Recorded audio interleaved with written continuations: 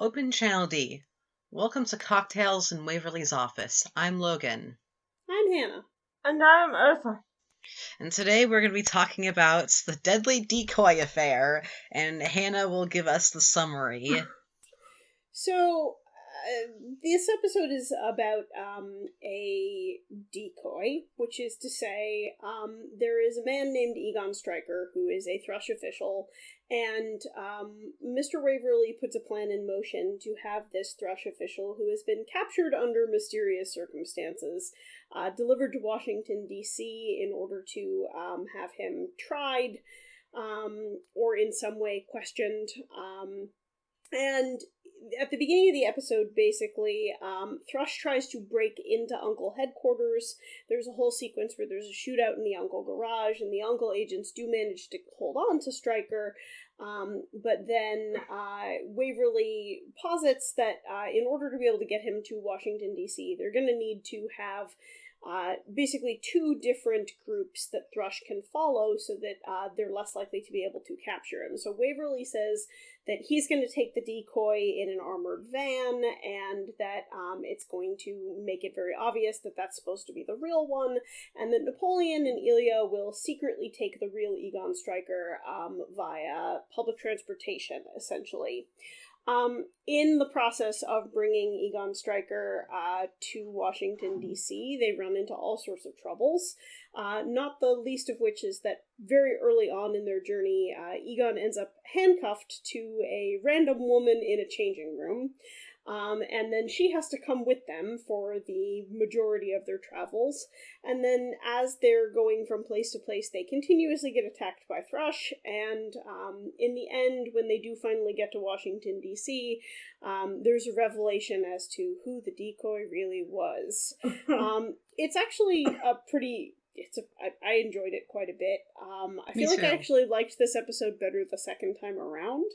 I think the first time I watched it, I maybe tuned out the beginning or something, because when there was the reveal at the end, I was like, what? What's going on? Does he have a twin? And so the second time around, having, you know, the twist already choreographed was kind of, that's not the word I'm looking for, telegraphed, made it, I think, actually weirdly more enjoyable. Yeah, I also love this episode, and I think it's like one of the first episodes in season 1 that I actually enjoyed a lot, because it's a very funny episode and it has so many interesting moments. I have to say, this is the first Man from U.N.C.L.E episode to jump scare me. Oh, wow! You want me to explain why? Yeah. Yeah. So, it's before the episode actually starts. It's when Napoleon is being reflected in the mirror, and then the enemy guy is shooting the mirror, and like the cracks are appearing over Waverly's heart like normal. But then, all of a sudden, you know what I'm talking about. Well, what happens is that it like cuts away, and then Napoleon starts walking out from the mirror, and I was like, what? No, that's not how it's supposed to be. And then I realized what just to annoy me even more is that when they cut back, the cracks in the mirror are on the opposite side of Napoleon's chest. So, like, they didn't even get the continuity right. So I should have known that it was going to happen. But Napoleon walking out from behind the mirrors shocked me so much. And I keep in mind, I'm very easily jump scared. I get jump scared by toasters. So I was just like, what? And then I was still in this days, and Napoleon starts talking directly to the viewer, breaking the fourth wall, about how this episode is going to involve Thrush, and I'm just like, what? Yeah, the opening of this episode is really weird. It is like the one and only time that they have an opening like this, and Napoleon does in fact talk directly to the viewer and mentions that the episode's going to involve Thrush, which is kind of like a the weirdest content warning ever. Like, this show that's about Uncle and Thrush is going to involve Thrush. What? Oh, what? Shock and awe! But the thing that I really was delighted by with this was, one, the faces he makes during this sequence. Like, he just seems, like, incredibly apologetic. And I don't know whether that was, like, Robert Vaughn being like, this is so stupid, I can't believe we're doing this open, and so he was apologetic because of that, or, like, but he says something like, let's see how nasty things are gonna get tonight. And it's like not that nasty because it's a 1960s television show. But it's really weird, and they don't continue it in any later episodes. This was like a one-time trial, and clearly they decided that was a dumb idea. I think that maybe it was because, like, as I said in one of the previous episodes, the show was gaining popularity rather late, so basically it was the first episode for many people maybe, and they decided to, like, say that Thrush is bad guys in case people didn't know it, because, like, imagine, like, turning on the show for the first time ever and seeing some people from Thrush. Like, what does it sound like? It doesn't make a lot of sense, I guess, if you don't know that it's an organization. Mm-hmm. So, and, like, maybe they had people writing in being like, I'm sorry, what is going on? Yeah. Are your secret agents fighting birds and yeast infections?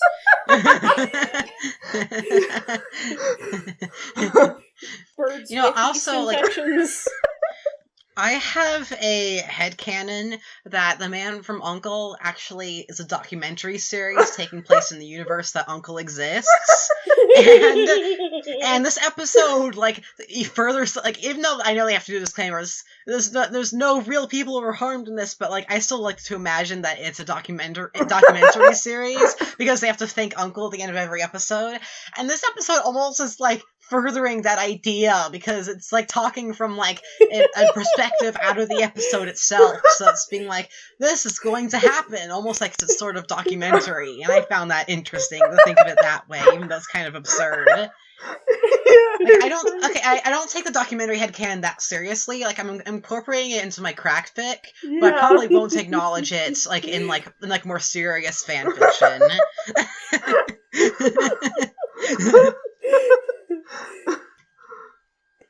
That's the real reason that Napoleon and Ilya don't hold hands or kiss on screen, is, they don't want anyone knowing from this documentary series about their personal lives. Yeah, I actually include that. And, like, Napoleon talks about it. The real Napoleon. Yeah, it's funny that you say that, because in this episode there was a scene in which they were getting their breakfast together. Yeah, it's so cute. It's so cute. Yeah, basically, like, Napoleon drives the car, and they are at some kind of a breakfast room or something like that, and Ilya comes out of it with a coffee and a donut, and Can I add something extremely important to Yeah. the place they get breakfast at? It's called the Cub Room. Oh my god. Ilya's not a twink. He's a cub. Yup. When I saw that they went to go get breakfast together at the Cub Room, I was like, that's clearly a gay club. Like, Yeah. There's no doubt in my mind. Ilya is a bit hairier than typical twinks, and I think, like, True. it's kind of like, they kind of, like, Napoleon and Ilya both kind of, like, defy gay stereotypes. Like, Ilya's too hairy to be a typical twink, and meanwhile, even though Napoleon has slightly more muscles, he's, like, completely sleek, like a He's seal. so hairless. I know! Like, have you seen him shirtless? Like, literally, it's, like, no hair. Meanwhile, Ilya, he's got that chest hair. But yeah, yep, he gets his donut and tiny espresso at the Cub room.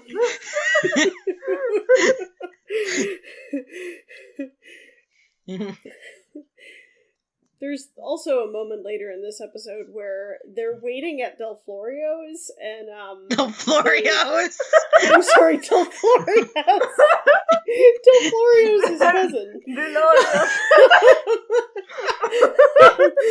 And that's the knockoff version. That's trying to take Del Floria's business. There's so many confused spies walking into Del Florio's and just like fiddling with all the knobs in the store, and people are like, "What's going on?" I'm sorry. They're all waiting at Del Florio's while they're trying to follow along with when to when to leave with Egon so that they can have him be not the decoy. And while they're waiting there, like, Elia is often just kind of like randomly fiddling with stuff in the background of scenes, and it sounds like that may have just been David McCallum. But he's literally just like in a closet in the scene where Elia in the closet. Like, and like he pops out of there when they're like, okay, we need to go. But anyway, I just thought that it was super entertaining that in the beginning of the episode, he goes to the Cub room, and then later on, he gets in the closet. And it's not the first, it's not the last time when he will be in the closets, because it's almost like a running gag later. Yup. Yeah. I'm assuming the phrase "in the closet" exists in the 60s, right? It actually did, because some people did some research, and coming out of the closet was a phrase like in the early 60s, I think. Yeah. So, yeah.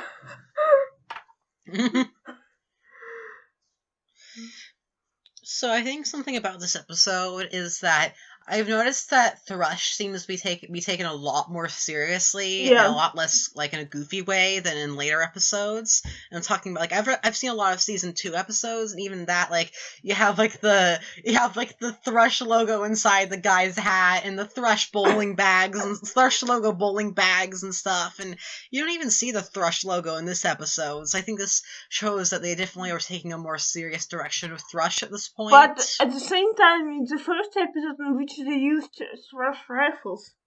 So, they were only coming up with identity for Thrush.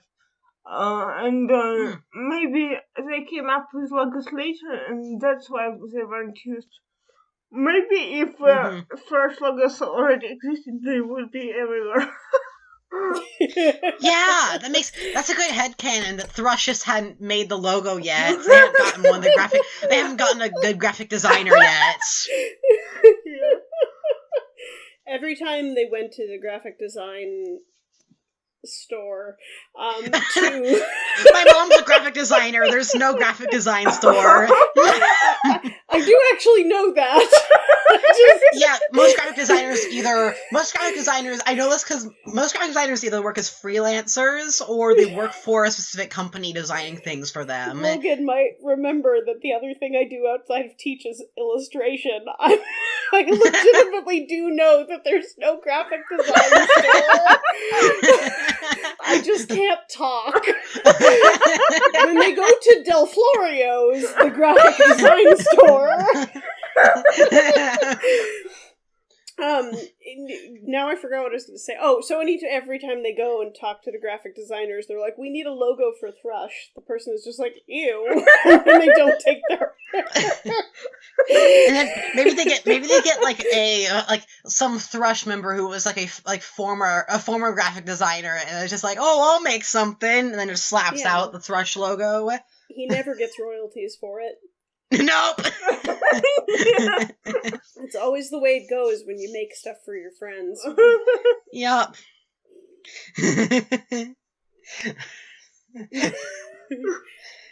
I love the whole idea of Thrush just putting their logos on everything. It's just so funny to me. I mean, how do people know who has taken them over if you don't put your logo on everything. Yeah. It's like a fashion brand. Absolutely. It's like Supreme, but Thrush. What was that fashion brand we were talking about? Sexy Destructive London. Sexy Dynamite London. That was that weird Japanese fashion brand that we were talking about. Sorry, this is going back from something we were talking about in the Discord. I have anyway, Sexy Thrush bird logo brand. I have written a fanfic in which Thrush is basically like doing the business in open, and it's in part to attract civilians who ask them questions. And like when they ask them questions, they're like, "Yeah, basically we do everything, and we have a very good job security." Thrush Dental is fantastic. Yeah, and that's just how they recruit people, because Yeah. basically they create brand recognition, and people are interested in work for Thrush because they seem to be quite reputable, I guess. I mean, how does one recruit evil goons? No, I think Thrush grows them in their lab. They have a goon lab. Yeah. From Goon X, right? No!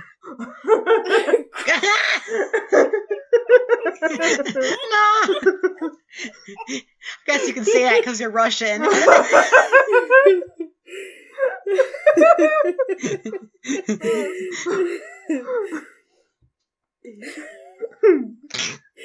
I'm the fact that the guy in this is Egon.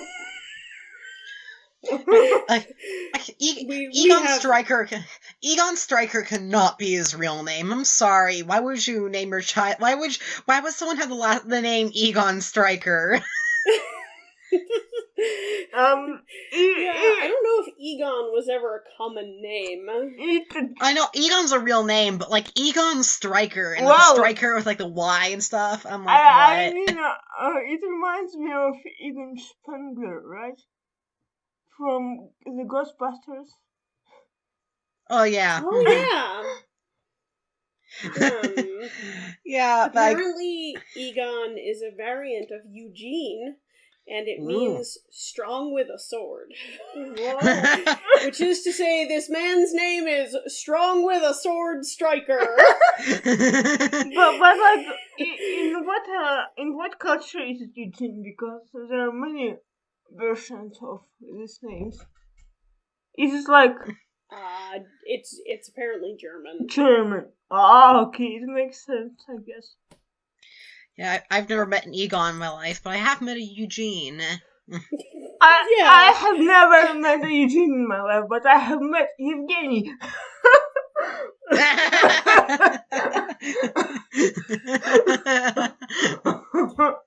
I feel like I've never met any of these people. Yeah. I had a crush on a Eugene when I was in elementary school. Oh. like Tangled. Okay, so a funny thing is that I have a cousin who's named Evgeny. It's like Russian for Eugene. And I also have a distant cousin, and her name is Evgenia. So basically, they also have the same surname, and it's like I have two cousins who are named the same name, and they're different genders. So, the short Rule 63. Yeah. the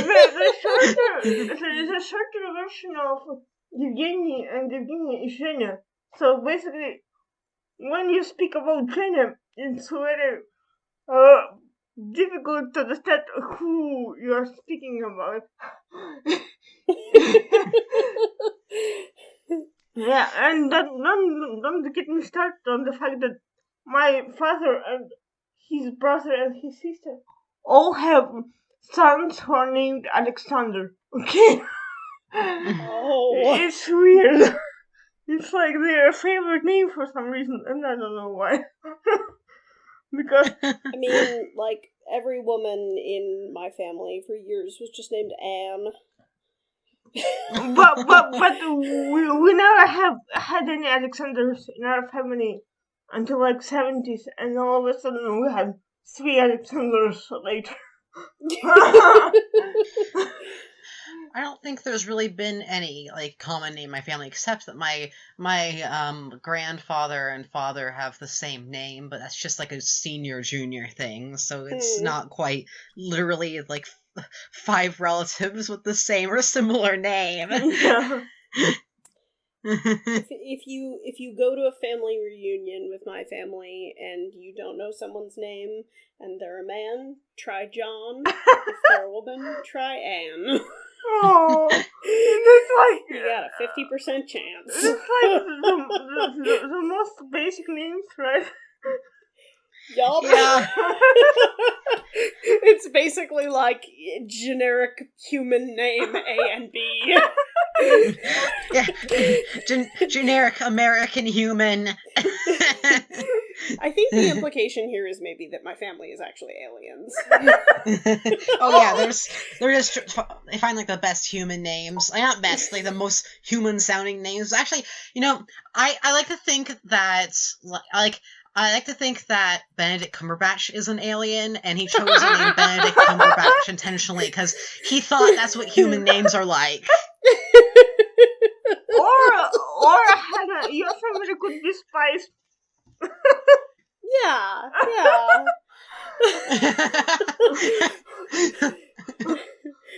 So we should go back to the episode. We probably should, yeah. Yeah. Yeah, so basically in this episode, Trash is pretty scary because they have their gas masks and their gadgets, and they seem to be more powerful than U.N.C.L.E, I would say. Yeah, the beginning, so the opening scene where not the opening scene, but the scene where we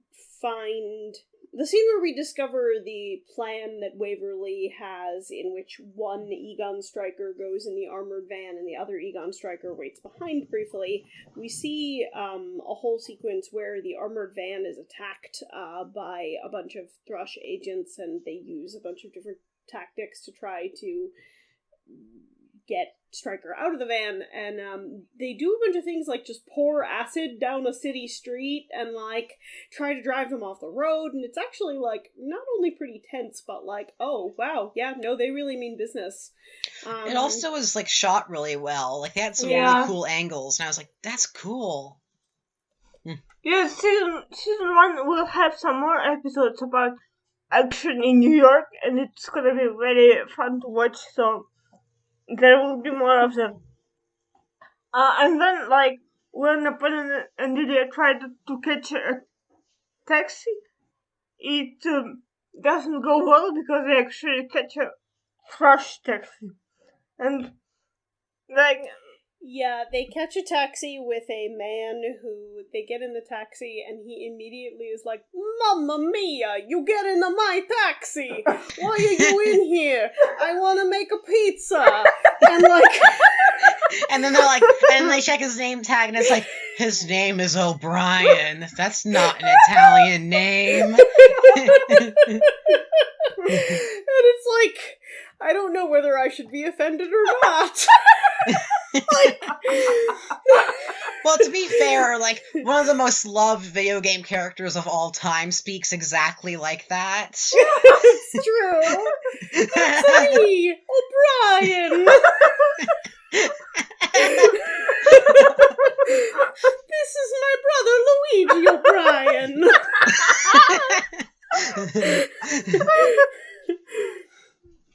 Also, I just headed way more into Mickey Mouse territory than Mario there. For the record, I can do a really great Mickey Mouse, and I use it to say horrible things like, I'm sorry to tell you, but your husband isn't going to make it. We did everything we could, ma'am. The neurotoxin just did him in. Can you do his laughter? What is Mickey's laugh like? I can't. If I try to, I can imagine it. But if I try to kinda make the like- noise, if I try to say it, Like that? Yeah.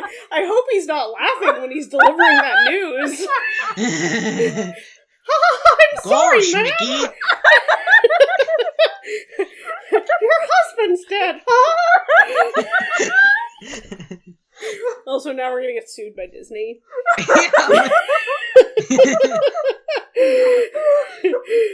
I think Filthy Frank already went there, so I think we're safe. If you know that song, you know. Yeah. So anyway, they get in this cab with O'Brien, the Italian cab driver, and upon discovering that he could not possibly be Italian because his name is O'Brien, they realize he must be a thrush agent. And so they jump out of the taxi and they run into a dress store. Yeah, never mind. Okay. I just gotta say, it's like we're not gonna acknowledge the fact that maybe like his last name is O'Brien. Maybe his father had like Irish heritage, but then like he grew up with his mother who's like super Italian. but that's too nuanced. I've been talking recently about how I just finished the first season of an 80s mob show called Wise Guy that has been it's had like a slash fandom surrounding it for a number of years. There's literally a line at one point in one of the episodes where one of the old mobsters is like, "Some of us are Italian, some of us are Irish, but what matters is that we're all Catholic." So, you know what? I totally buy the idea that O'Brien is he's just of mixed heritage. Yeah. And Napoleon is being a bigot here.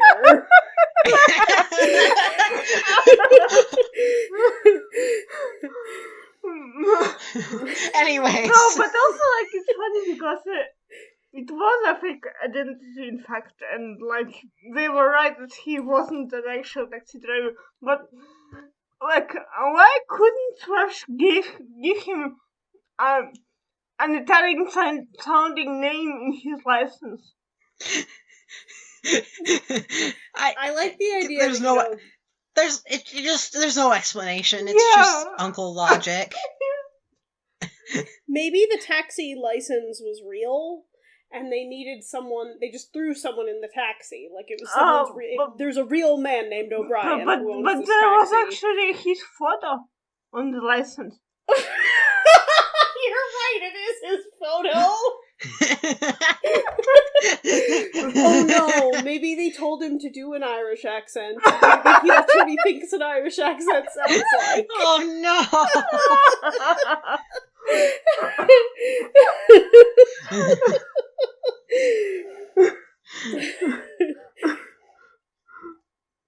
So they go to like that. Like, they end up in that dressing room. Yeah, so they go into the dress shop, and Ilya pretends to be a designer to be able to get into the dress shop. And he has his excuse for why they need to get in is really not very good. Bonjour, puis-je avoir une belle robe? I don't know. His like French was very heavily accented, like as if he had a Russian accent, but it decided not an actual Russian accent, but like, you know, the thing they do in the movies. Like the kind of thing like movie Ilya has. Like if I spoke like this, not even like this, but more like I can't even do this accent. When someone talks like this. Yes, yeah. I am so glad that a man from Uncle Ilya doesn't talk like that, because like realistically, considering his education in like the UK and stuff, he would have like lost that like voice like a while ago probably. Yeah. Also, no one really talks like that.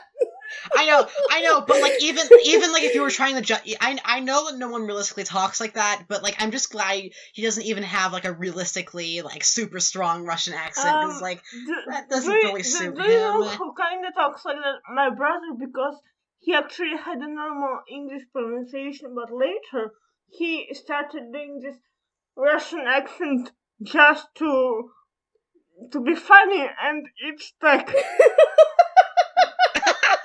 No! it's like yeah. no, he has like a very outrageous Russian accent. It's like how I started saying y'all as a joke, and I say it all the time. Yeah. Just like like I started saying yeet as a joke, and now I say yeet all the time, and lit. It's just really bad. See, I picked up both y'all and folks, ironically, and then they became an unironic part of my speech, and now I just sound like a camp counselor. I'm like, hey folks, let's put down the macrame. Y'all. Do you know some camp songs? I know some camp songs. Kumbaya. I know a really I feel weird like I've camp. done a lot of voices on this episode already. Yeah. This is the episode in which Hannah does voices. Oh my god, we're like going so far away from the actual plot. Speaking of doing voices, there is a character later on after the dress shop. Well, actually, let's continue talking about the dress shop, and we can do voices for this too. So it really bothers. This episode is very appropriate to do voices because, like, we had this guy with an Italian accent.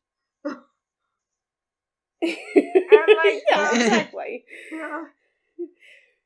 It's very interesting though, because you mentioned, you know, his French is strangely accented, and it's not good French. Like, it's very stilted, and it's weird because he was supposed to have studied at the Sorbonne, and it's like, wow, did you do badly there, Ilya?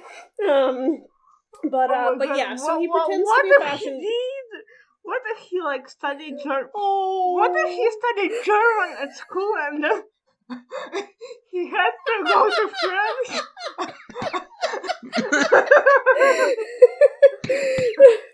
Oh, I'm picturing like baby Ilya being like, "Bonjour, je m'appelle Ilya Kuryakin," and like God. all the French people being like, "He's so cute, we're gonna keep him forever." It's more like Ilya. Oh my god. Bonjour. Oh my god, Ilya. That's like the worst. That's like the worst name you can have in France. Yeah. Yeah. Oh my god. It's too similar to an actual French phrase that's used a lot. Saying "Je m'appelle Ilya" is like, my name is. There it is. Yeah.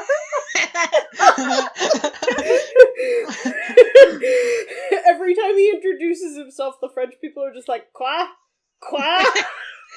Yeah, and it's even funnier if you write it like with one L. Exactly. Yeah, because it's Ilya. Yeah.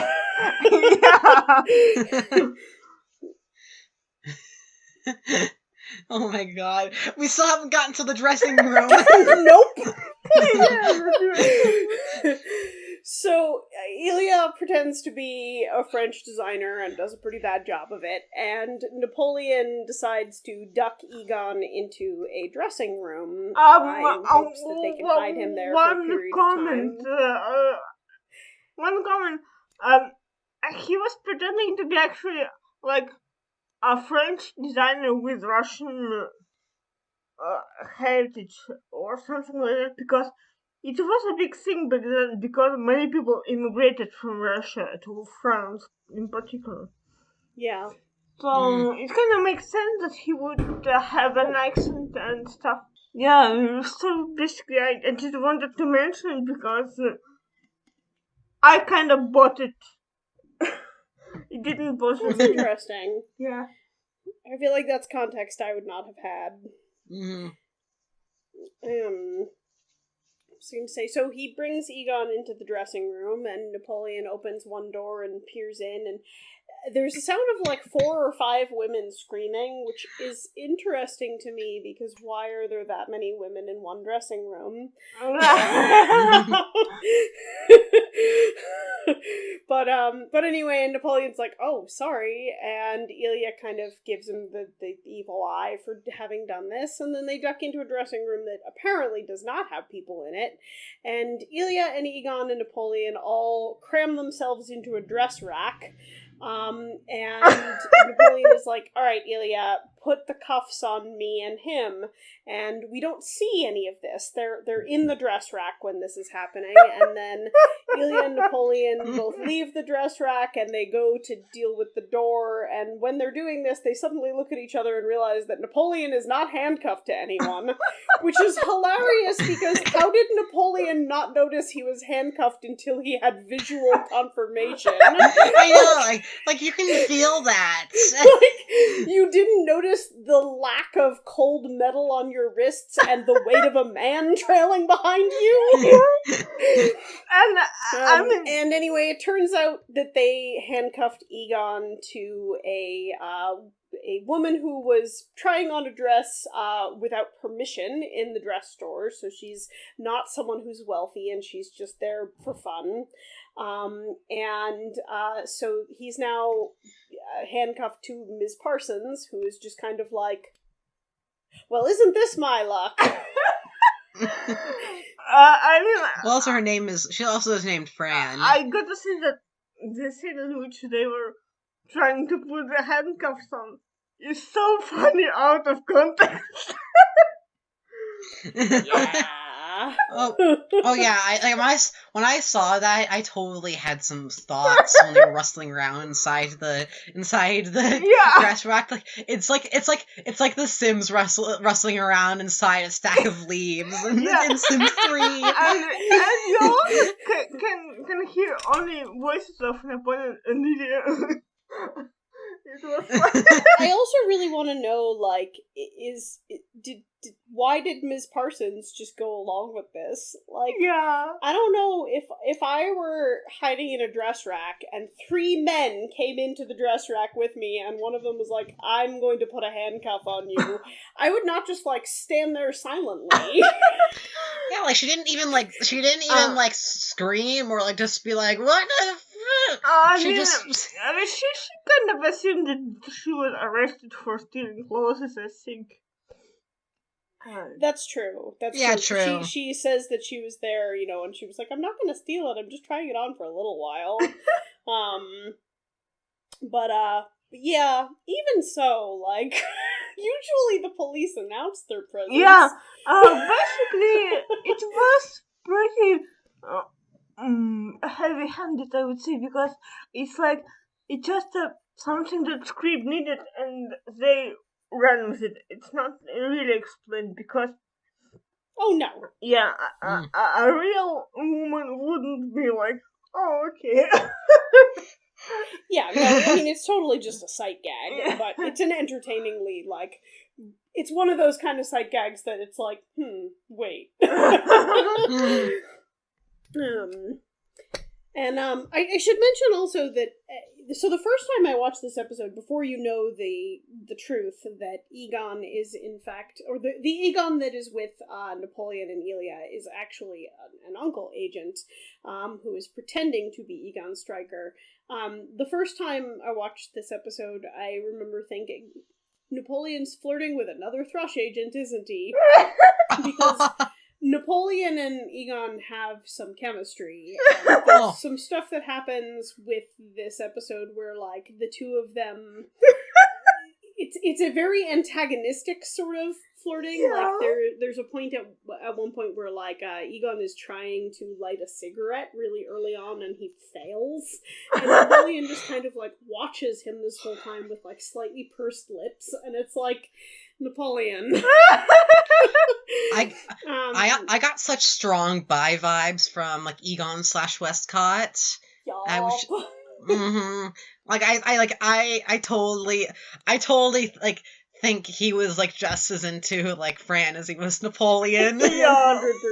So it's entertaining that he's handcuffed to Fran because after she enters the picture, Egon starts flirting with her, and Napoleon actually seems to get more annoyed with him, which is really entertaining. Yeah, I mean, like, on paper, it's written as if Napoleon really hates Egan, but it's not really visible, I would say. Yeah, Robert Vaughn does not really play it as hate. Yeah. And basically, like, Napoleon hates Egan, and Egan is like sassy and obnoxious, yeah. Napoleon used yeah, the word he obnoxious. definitely plays it more like sexy annoyance Yeah. than hate. Yeah. Stupid sexy striker. Stop being so obnoxious and hot. So when they all leave the dress shop and they get on a train together, immediately Fran starts talking about her history of catastrophe, and she, talks about like how this makes sense considering her astrological sign, blah blah blah blah blah. And she and Egon are handcuffed together and clearly flirting.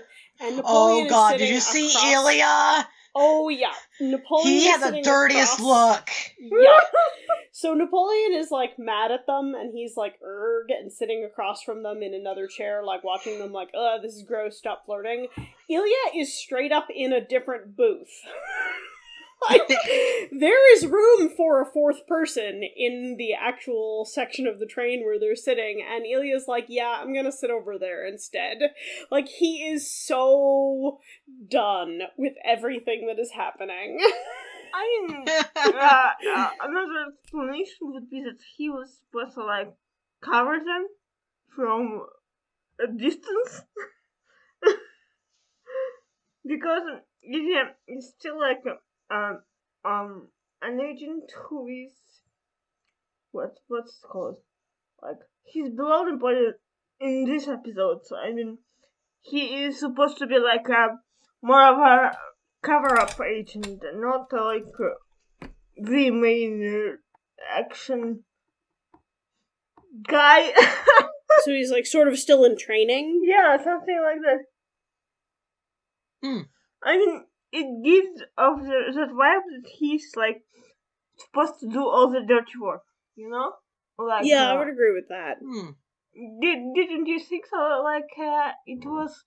I mean, and later, they get attacked on the train, and Ilya stays behind because he's like, I've got to deal with it and stuff. So, I mean, I don't know. I can't really talk today for some reason. So basically, who can talk about the scene in which they get attacked, because it was a pretty interesting scene.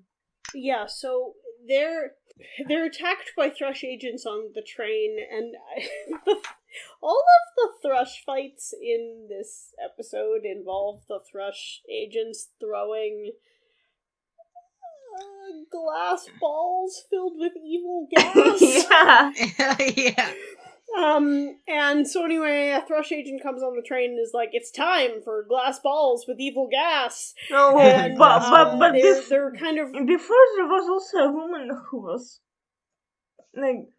Oh yeah, there's the woman with like the suitcase. Yeah, there basically was a woman who came with a child and a suitcase, and later the child is like, okay, I gotta go back to my parents' bye. Yeah, I think the kid actually literally says something like, thanks for the lollipop, yeah! which is like, stranger danger! Yeah, stranger danger! And yeah, that's an interesting bit. Yeah, she appears to be a Thrush agent.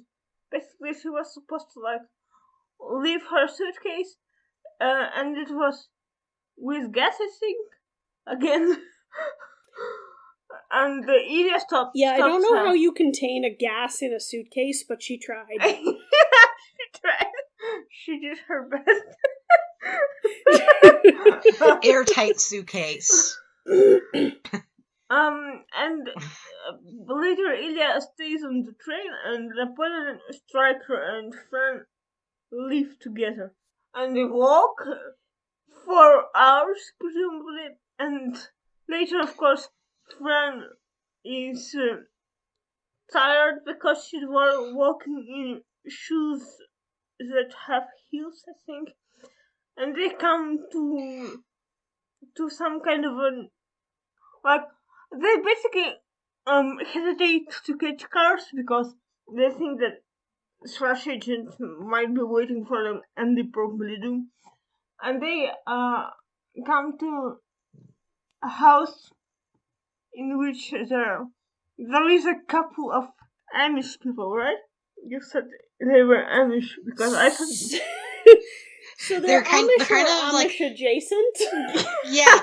So I think they were like intended to be like Amish influenced because like they speak in this really weird way where like they pepper their dialogue with like German words, which is like I guess maybe is an allusion to how like Amish people speak Pennsylvania Dutch, which is actually a dialect of German. And then they also are like adverse to modern technology, even though they literally use electricity in their house. Yeah. So I think it's like a half-assed attempt at portraying Amish people. I have to say, though, the way they speak in terms of, like, there's a very deliberate choice made with their like, subject-verb-object syntax, and it's real weird. You're right. Like, real weird. Like, they basically are Yoda Amish. So you say that they used their like verbs, they placed their verbs in the last position, right? I mean, I'm not actually sure what the exact way they do it is, but like it's not the way English is traditionally spoken. In German, verbs come last, so it makes sense. Yeah, I would have to double check that's what they're Yeah, because I didn't. That is actually what they're doing. Because I'm not 100% certain. I didn't pay much attention, and as I said, I think that maybe they would like shoot this scene otherwise if it was a modern TV show, because back then they couldn't shoot scenes with candles because. Yeah. Something that I noticed actually is that they had like fake candles that were like clearly actually lights, and like they had like, and like I think maybe they're trying to go for like the impression, the aesthetic of having candles, but realistically couldn't do that because of being filmed on like 60s cameras. Well, and you got to think like if you were watching this on a 6-inch CRT, you probably couldn't tell the difference. Yeah, exactly. Yeah, so.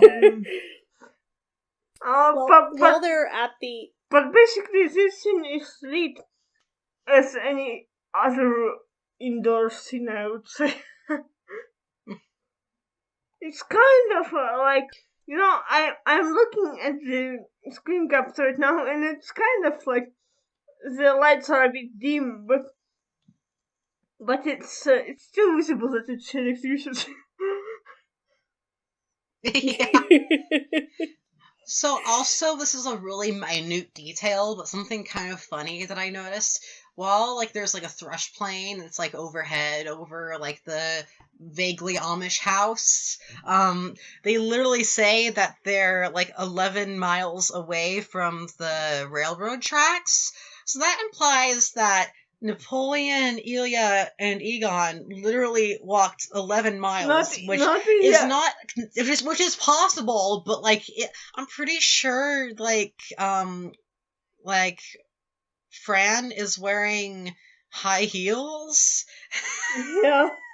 Not only is she wearing high heels, she's wearing shoes she stole from the dress shop. Yeah, so this isn't just like regular high heels. These are ones that maybe don't even really fit right, and also like are for like a fancy dinner dress. Yeah. Yeah, they have like no food or water, but they just somehow walked like 11 miles, if you're to believe these thrush people in the plane. And so I'm just walk 11 miles, and I will walk 11 more. Like, walking 11 miles is very possible, but, like, I don't think they're properly equipped to do so. They don't even have any granola bars. Yeah. And also, like, when they get to the Amish house, they only get some drink, some milk, and that's it, I think. Like,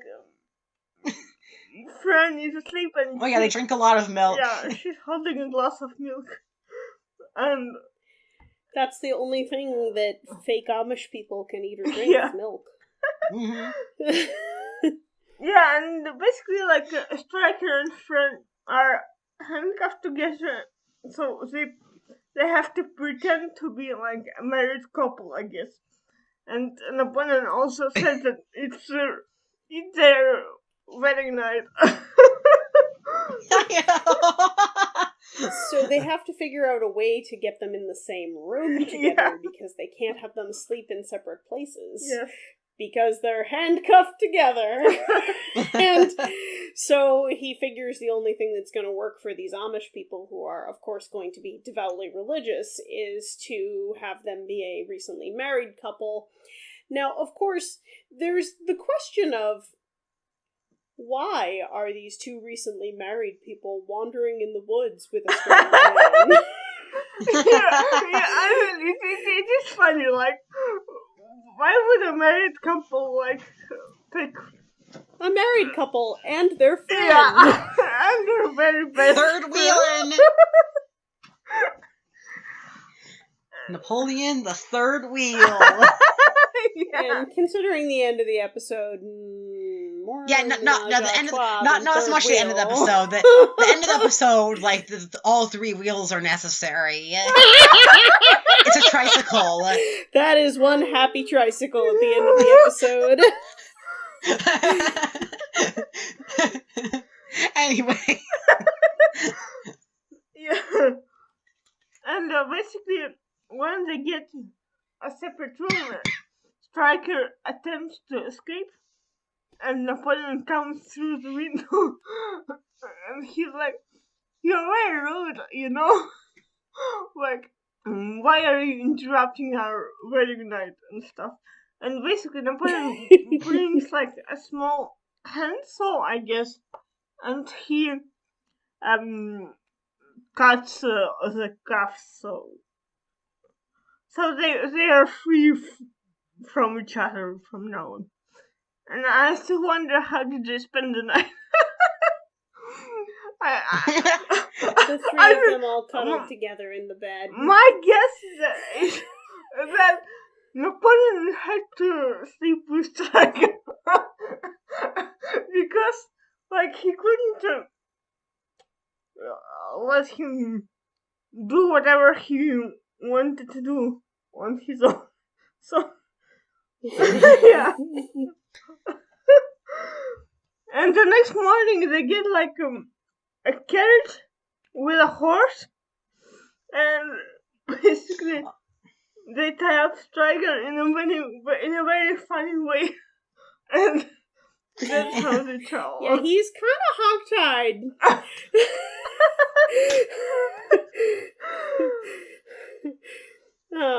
I in fact wrote down in all caps, "Oh God, Egon is hogtied, isn't he?"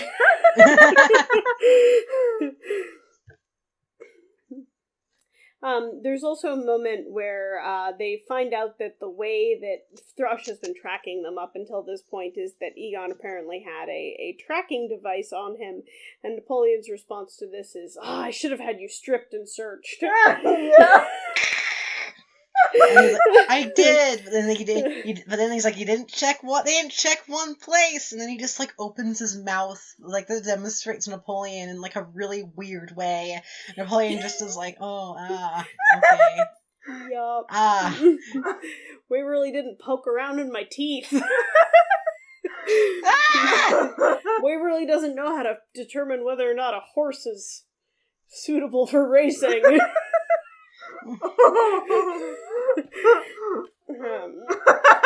Yeah, no, it's a weird sequence, and also Napoleon, like, Vulcan death grips a cop. I mean, he tried. He tried to do that, but he failed.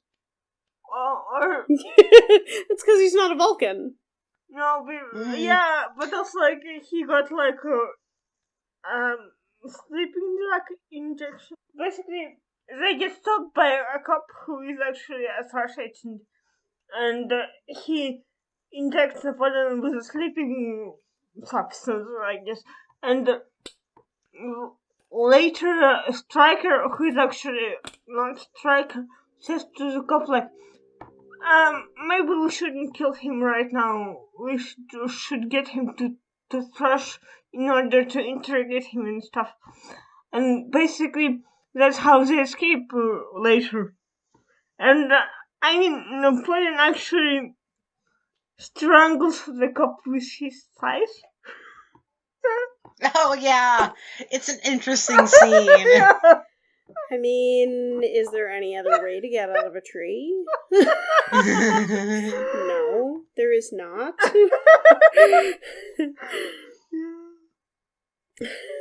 And at the same time, Fred is fighting Stryker, and she's doing pretty well, I guess. And then Yeah, it's an interesting thing because, again, the whole sequence with Stryker and Napoleon there takes on a very different tone when you've watched the episode once already, because the first time you're like, oh, that's super sadistic, that he's like, no, we're gonna keep you alive just to torture you and get information out of you, and then, the second time you watch it, you're just like, oh, yeah, he's trying really hard not to break his role here, his cover, but he doesn't want Napoleon to die. Yeah. But he also implies that he would kill Fred. I mean, he does it just to keep up his cover, I guess. Because he's like, you know too much. And she's like, I can be very stupid, and my memory is very bad. So, and he's like, no. You're not that stupid. And later they get to Washington, and Napoleon sends Fred to a hotel. Basically, like, you get yourself the best room and stuff. And he also, like, invites her on a date. And she's like, what drinks should I get for you? And he's like, he gives her a particular martini that he likes with lemon. And Stryker's like, oh, actually, I think I would also like a date with you. And she's like, and what do you want to drink? And he's like, also a martini, but with an olive. And she's like, okay. Man, I should sometime I should try the Napoleon martini. So I actually recorded the that. Nappy-teeny. Solo likes the martini well chilled and very dry with a twist of lemon. Yeah. Just for future reference. I have no idea what that means since I don't drink, but I'll just stroll into a bar one day and just request exactly that in Napoleon's words, and they'll be like, Please okay. give me a martini, very well chilled, very dry, with a twist of lemon. You'll sound yes. very, I don't really know most of I don't know. I'm just like, just give me the nappy-teeny. It's like Garfuccino, but Napoleon and martini. If you don't know what the Garfuccino is, I'm so happy for you. I don't think I do know what that is. Wait. Is it because I'm old? Did you say Garfuccino? I know that Eartha knows what it is. What is the word that I'm hearing? Garfuccino. Okay. Garfuccino? Let me Like get a frappuccino made out of vomit? No, Garfuccino with a G. Oh, from the Garfield restaurant. Yeah. Yes. Yes. that recently closed. Wait, closed? Yeah, their landlord kicked them out. Oh. Yeah. Oh man, I the literally... Garfield restaurant is a victim of COVID. Oh. What a loss. That's so sad, because, even though the food looks kind of terrible, like, if I ever visited Toronto, I would totally go there just for the experience of drinking a Garfuccino and having a Garfield-shaped pizza with, like, magic orange sauce. Love me, feed me, don't leave me.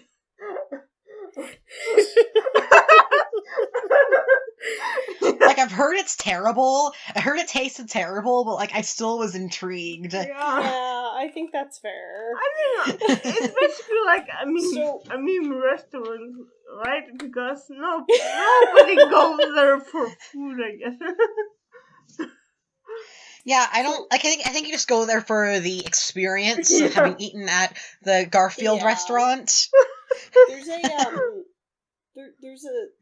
There's a pizza chain in Japan called Pizza.La, and all through college, like, my friends and we were obsessed with this ad for Pizza.La that had, like, an animated slice of pizza talking to a bunch of animated toppings, and there was this little song that went peep peep peep peep pizza la kun toppings, and it just went on and on like that, and it was very cutesy and very stupid. And my husband and I went to Japan a couple years ago, and we were like, there's nothing good at Pizza.La.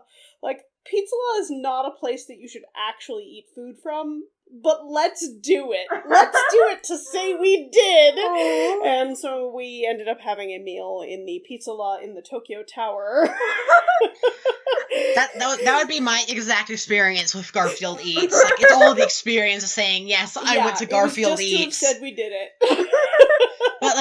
But like, man, like, if they ever open a Man from U.N.C.L.E. like themed restaurants, you gotta have the Nappy Teeny. well, that would have to happen after the anime release. I mean, I'm really looking forward to going there and getting a Quasimodo delight. Yeah. Oh yeah. Yeah, basically, the Western restaurant would serve only, like, alcoholic drinks, dessert, and Russian food. Yeah. And cold turkey soup. Oh yeah. Okay, here's just a thought about the potential, like, idea of this restaurant. Like, if they made, like, a licensed Man from U.N.C.L.E. restaurants, like, they could, like, establish so much, like, more lore about the characters' backstories, like, about, like, some special, like, what's that Russian beet soup called? I forgot what it's called. Borscht! Yes! Like, Ilya's grandma's borscht recipes, then we know that Ilya has a grandma that makes borscht.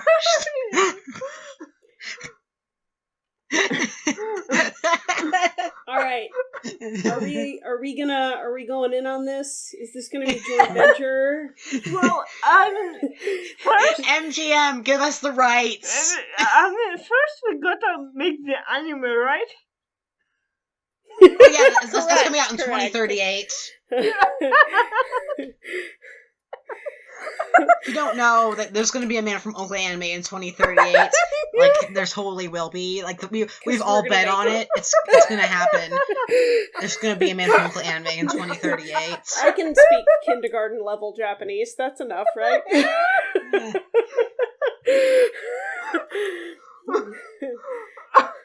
I'm gonna become a weeb just for that.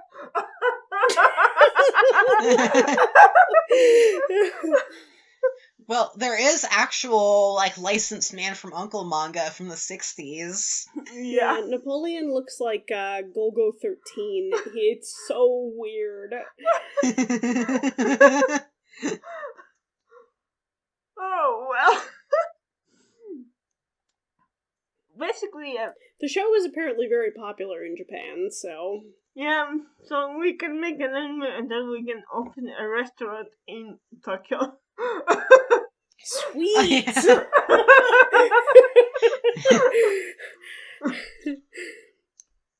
Oh my god, I'm imagining all of the waiters and waitresses and just general waiter people just having like uncle badges and stuff. Yes.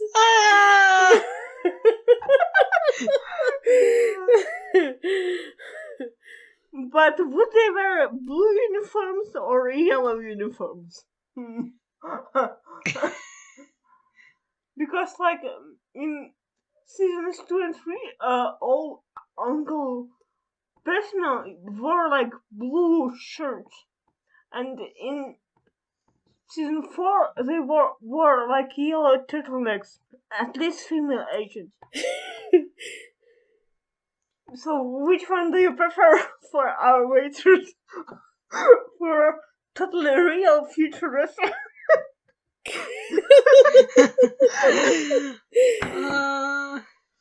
I don't think they would go with the season 4 one because everyone hates season 4. Not really. I'm kidding. I mean, I feel like we are in the minority in that actually, like, I think all three of us actually have enjoyed season 4, correct? Yeah. I've seen one episode of season 4, and I found it thoroughly angsty and a bit too dark for me. Yeah. But I've only seen one episode, and so I don't really know how to make it a further opinion because there's more episodes than that. Oh my god! So, like, when we finally get to season 4 with this podcast, it will be like Logan suffering. Yeah, it's just all angst all the time. Yeah. I think I might be suffering because, like, I'm a big fan of angst with a happy ending. So, like, if you're gonna have angst the whole thing, I want a happy resolution. Yeah. But from what I saw in the Summit 5 affair, it just seemed to be a lot of angst. Yeah, but like, Hannah and I will be so ecstatic. Yeah, because I'm fine. I'm fine with unhappy endings, but I would rather it, like, maybe have some happy times before the unhappy ending happens, and not just be angst, sad. I do feel like there's some moments of levity, and like I feel like it's pretty balanced that the episodes that end unhappily tend to have like a little more levity in the bulk of the episode, whereas the episodes that are a little more dour throughout tend to actually end a little more positively. Okay, that's good to know. But at the same time, other than the last one. At the same time, they end pretty abruptly, I would say, because you never get like full closure. And you have to think about it yourself. Yeah, my husband has occasionally walked in as I've been watching various bits of Man from U.N.C.L.E, and I'm trying to remember which one it was. I think it's there's a 4th season episode that ends with like a bus full of children that have been mind controlled by Thrush just like driving away and being like, time to do evil another day, kids, as like Ilya and Napoleon just like watch them drive looking sad. And my husband was like, God, this is like a Miami Vice ending. I was like, yep, that's season 4. And even good endings are like, and then they were all happy suddenly. And you don't get like full closure because they never actually deal with stuff they have to go through. It's like, I mean, that's actually true of all seasons of Man from U.N.C.L.E. Just the stuff they go through isn't quite as scary in the other 3 seasons. Yeah. So, but no one on U.N.C.L.E. payroll ever goes to therapy. Well, we don't know what we only see their work life during the U.N.C.L.E. episodes for the most part. You don't know what happens outside there. Maybe no one is ever mandated to go to therapy. Well, what if? Well, they do have a rich uncle after all. What if they get like hypnosis sessions? Because they used quite a lot of hypnosis in season 1, but later it went away. Maybe they started doing therapy via hypnosis. Imagine that. So they just eternal sunshine of the spotless mind to all of the uncle agents. Oh my Oh, god, I don't like that headcanon. This is so dark, but like, what if like they like implanted like mind control devices into them so that was to try to like bury all of the trauma they experienced to help them bury it in their mind. Every Oh my time god, you that's cry, so you dark. get shocked. Yeah, let's better go back to Uncle Mandate's marriage, right? Remember when we had the headcanon that all innocents have to get married away after what they got? or like, Napoleon is supposed to be like their price for their trauma. Remember, like, we talked about it in one of the early episodes of this podcast.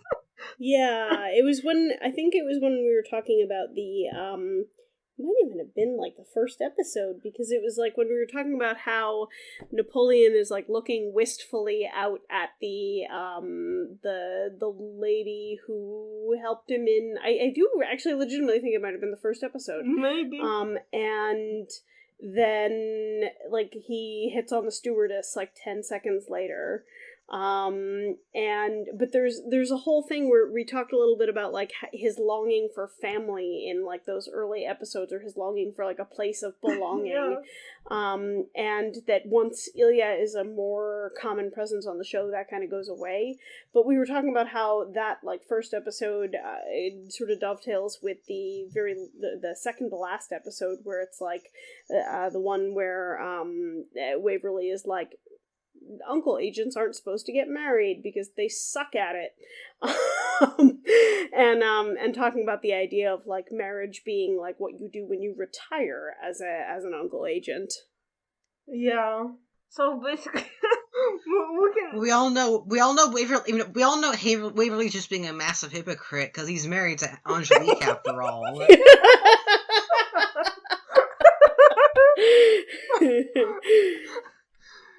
That's our headcanon.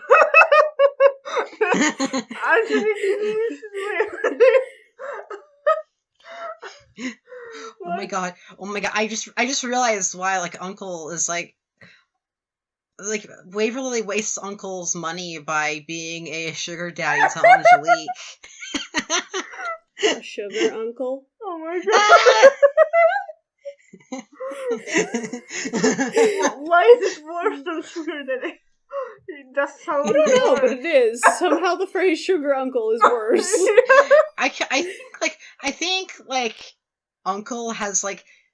Unfortunately, Uncle has like a creepier connotation than Daddy, which is like really weird, and like it's a whole can of worms. I'm not gonna get into like the reasoning behind that, but like I think that is why it sounds creepier. Maybe it's I guess it's emotional distance because Daddy will care for you, and Uncle, I don't know. I mean, my uncle he just gets drunk at Thanksgiving. In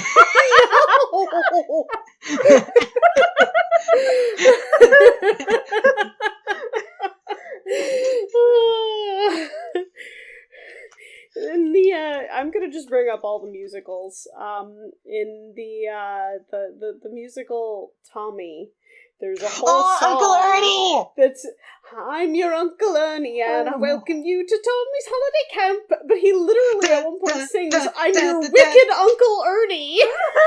I think, honestly, I actually was literally thinking about Uncle Ernie when I was thinking about the creepy uncle archetype. And, literally, I think because I used to be involved with the classic rock fandom, and I used to, listen to The Who all the time, and be obsessed with The Who, to the point that I ran a ship log for 2 of the members, which is really embarrassing now.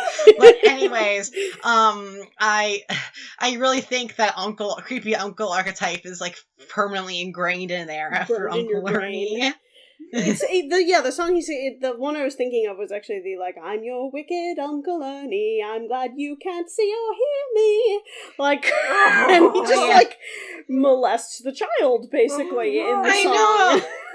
Yeah, but I mean, yeah, has either of you seen U.N.C.L.E?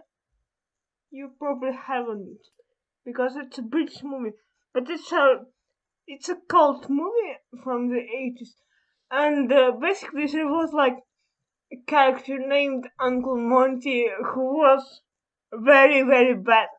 You probably know the actor who played him, it was Richard Griffith, and he also played Uncle Vernon from Harry Potter. Oh! So basically, yeah. He played some very bad uncles, but he was, I think, a pretty nice guy in real life. What a weird thing to be typecast as. Yeah, meanwhile, like Keith Moon was you're gonna be a bad uncle. Yeah. Keith Moon was played Uncle Ernie, and he was not organized in real life.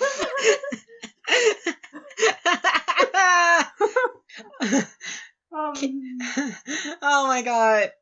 God, Keith Moon would have been so insufferable to be around. I'm just saying that as like someone who like loved the Who when I was younger. And nowadays, I used to think that like, oh, Keith Moon is so cute, but he's like also like absolutely crazy. But now I'm like, he just seems absolutely insufferable.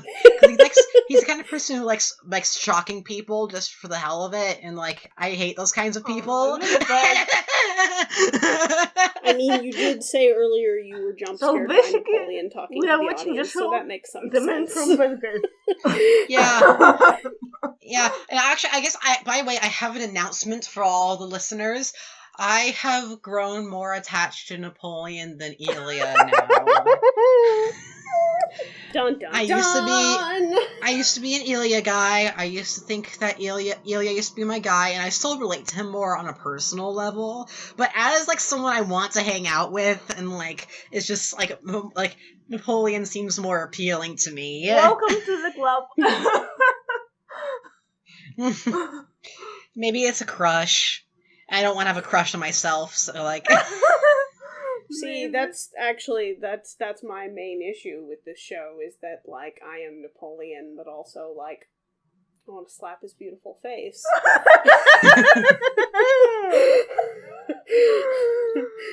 I don't know. Who even knows, right? I mean, when you have a complicated relationship with your gender and you are kind of bisexual, you basically never know if you are attracted to the person or you just want to be them. That's my life. Yeah, same. And then meanwhile you're me and you're gay and like all like there's so many hot men that you both are attracted to and want to be. Yeah. I would say life goals are life goals. Yeah. So basically, for me, it works with both genders. Husband or husband goals. Wow, that does not work with men, does it? That's so forced sounding. It's like you're more forced sounding than husbando. No. As opposed to waifu. Like waifu sounds natural, but husbando. No. I'm sorry. That's just no. You should maybe use the word hubby.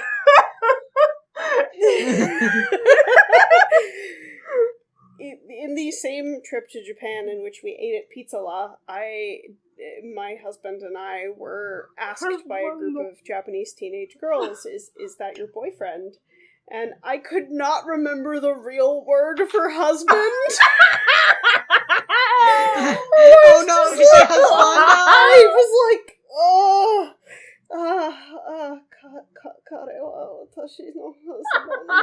and they all just were like, they totally thought it was hilarious. I was like, I cannot remember the real word.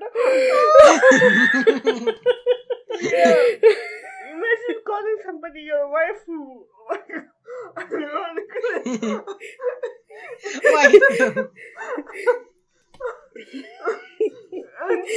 Oh my god.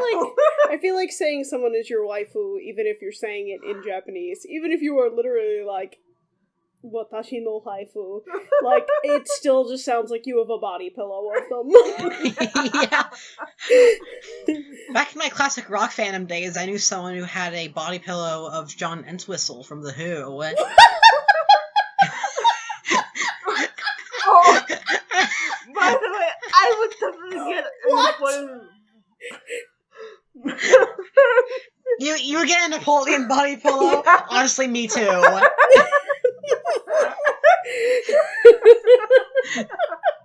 I mean, okay. This is kind of a confession, but like sometimes when I'm feeling really lonely, I pretend I'm Ilya cuddling with Napoleon, and Napoleon is my pillow, and I talk to him like it's Napoleon and I'm Ilya. I feel like that's not actually all that uncommon, particularly among people who are like fandom writers. I mean, oh yeah, and the thing is that I have a confession. I used to do it as well. I mean, like I am like extremely single and touch starved, so like I can just pretend all I want, and like it's fine. I feel like my husband would feel real bad if I did that.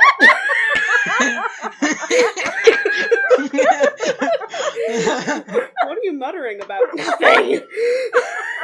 Oh, Napoleon.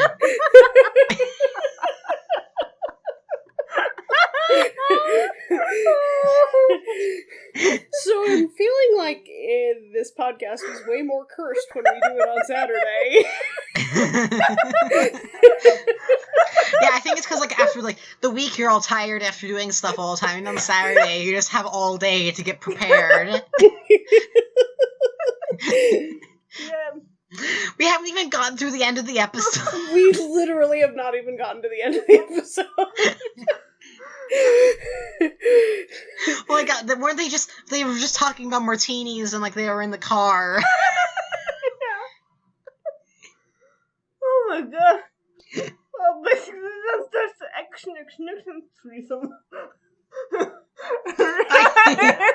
Well, I have to say, like, when they're in the hospital, like, because they go into the hospital because, like Egon, like, I actually didn't quite understand the reasoning behind this. Like, because it was my first time watching this, I didn't quite catch it. But, like, why did they bring Egon into the hospital when, like, Napoleon did, like, the shot thing and put him to sleep when, like, he was, like, when he thought he was a thrush agent?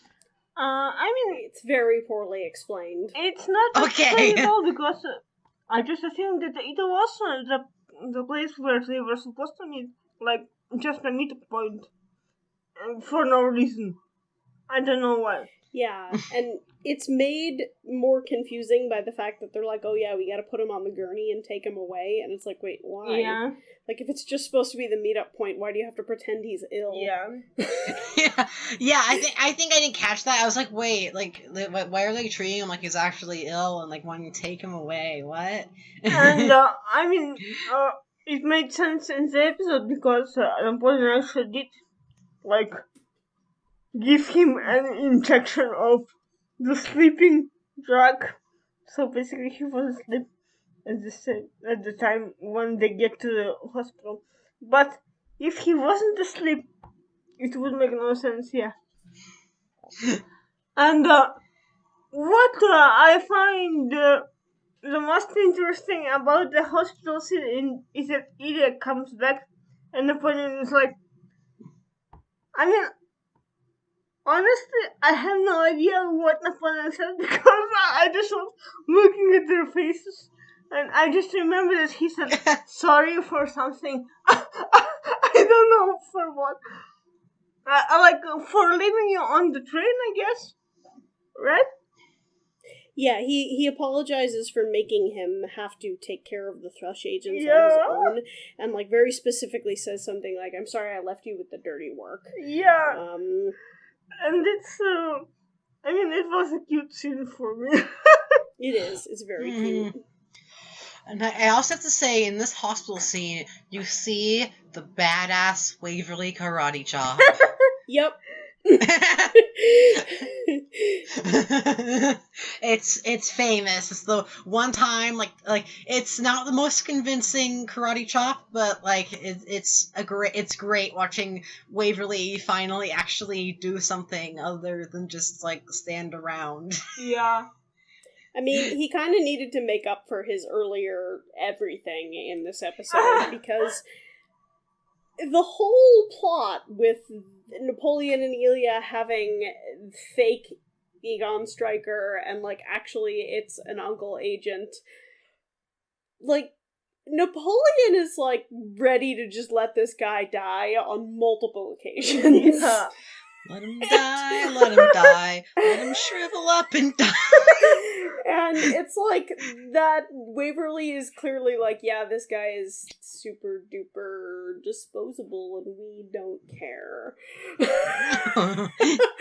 And it's like, you should have just told them that, like, they had the actual decoy, because there's no reason not to, like. Yeah, and like they could have like easily killed like one of their fellow uncle agents. Yup. Oh my god. Waverly is a terrible boss. Oh yeah. He's spending all the uncle money on Angelique. That's why. We gotta. If I gotta say, Yeah. the way this episode ends is just a masterpiece. And the whole time I was just thinking, like, oh, they're totally gonna do something. They're gonna have three people woohooing. Say, like from The Sims. Yeah, there's a very interesting bit at the end when we have Napoleon with his martini with a twist of lemon, and we have fake Striker with his martini with an olive, and Fran His actual is name's like, Westcott. Fran is like, yeah, you guys drink as much as you'd like. I'm going to stay sober.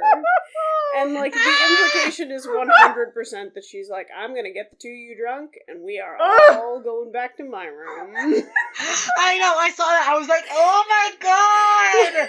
Did they really go there? Yeah!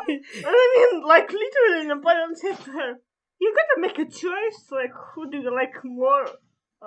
Me or Striker, or whatever his real name was. And she's like, Westcott. yeah, and she's like, I'm never going to have another chance like this again. Yep. The one has someone written the fan fiction? Like, I don't know. I'm not writing it because I don't write explicit content unless it's a joke. But like, if someone else wants to write that, like, I'm all for it. Yeah, I mean, it's so obviously happening. Oh my god.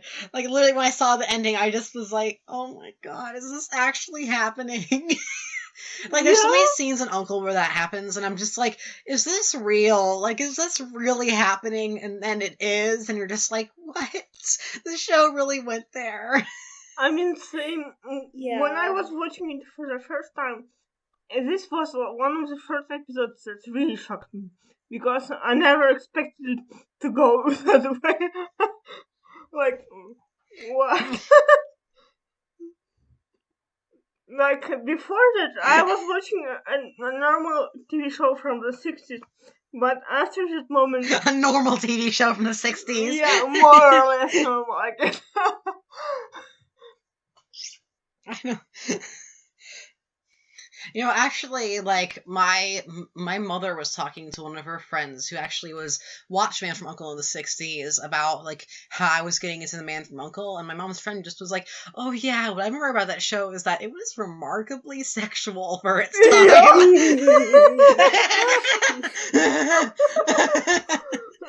And I'm just like, yeah, I agree. It was. I feel like my entire life right now is watching things and being like, was that as homoerotic as I thought it was? Am I imagining this? Am I gaslighting myself?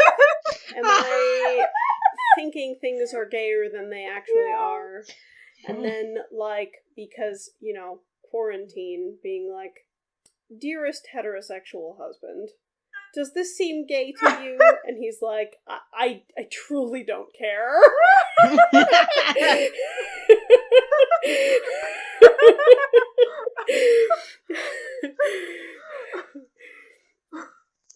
I will say he agreed that everything with Satine seemed gay. Yeah. He was like, yeah, no, that's not very questionable. I should show him the end of this episode. Yeah. Get a verdict on that.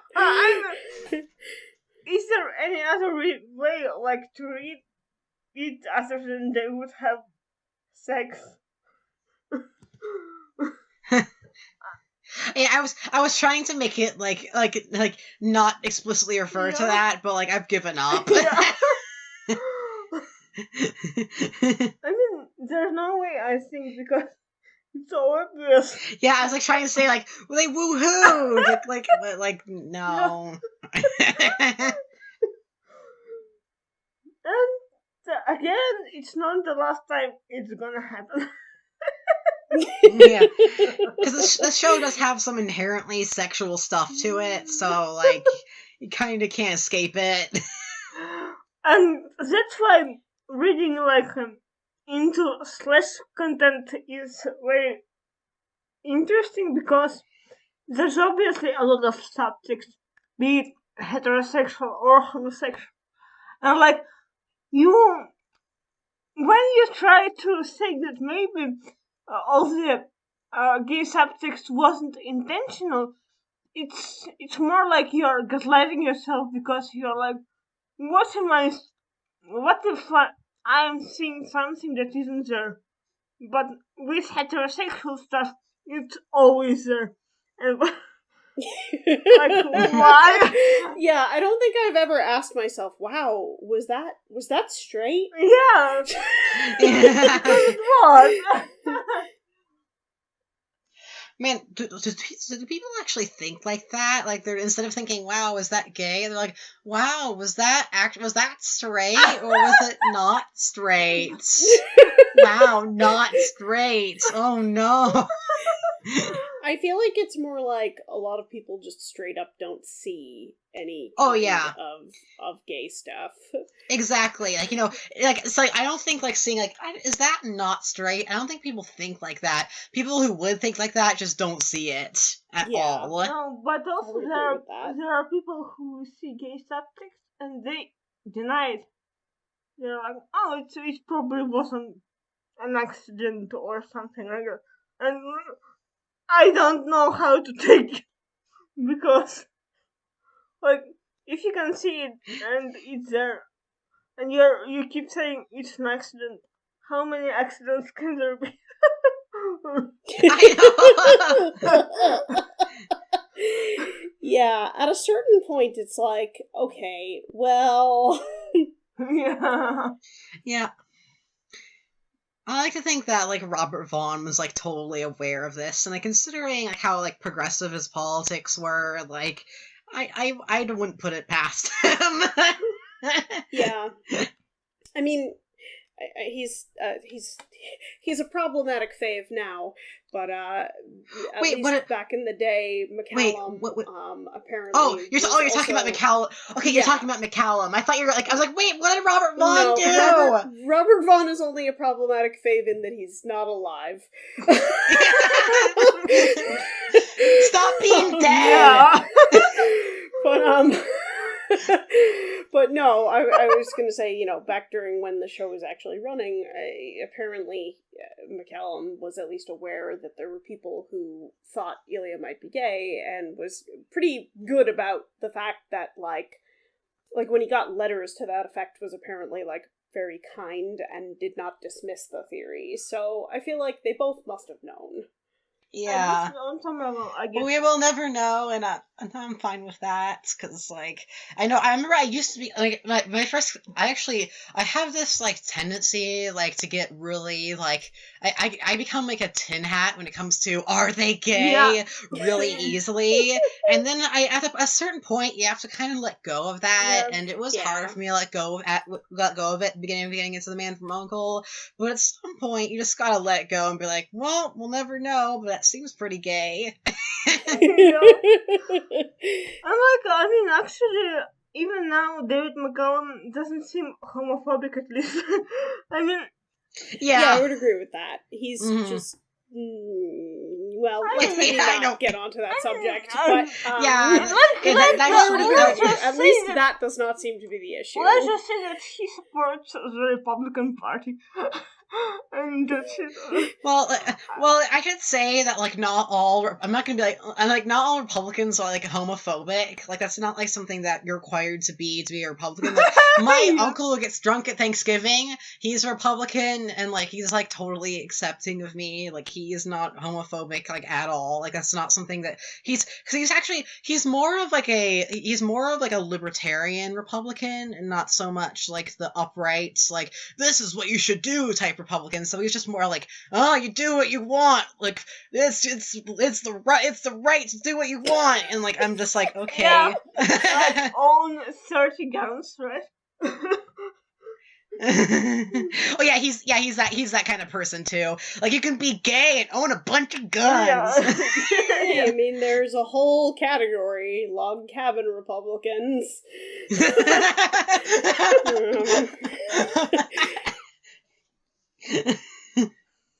But I was all I was attempting to get into with that was just the idea that, you know, like, it does sound like, regardless of whether or not the acting was done in a way to intentionally further that theory, I think that it is known, at least, that both actors knew that there were people who saw the characters as gay. Yeah, I guess. Yeah, definitely.